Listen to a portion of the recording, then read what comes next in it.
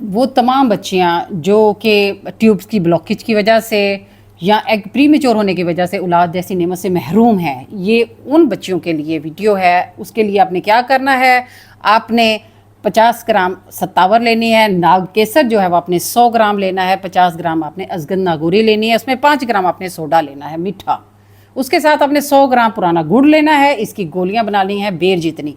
इसके अलावा जो इलाज है ख़ास प्री मेच्योर एग्स के लिए, वो आपने अंडे लेने हैं, उनको अच्छी तरह सफाई करके उनके अंदर की झिल्ली को अलग आपने खुश्क करना है और अंडों को अलग से खुश्क करके साफ करके पीस लेना है।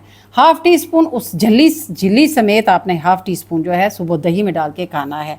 वो बेटियां जो प्री मेच्योर एग की वजह से औलाद जैसी नेमत से महरूम हैं, वो इंशाल्लाह अल्लाह ताला औलाद जैसी नेमत जो है उनको अता करेगा।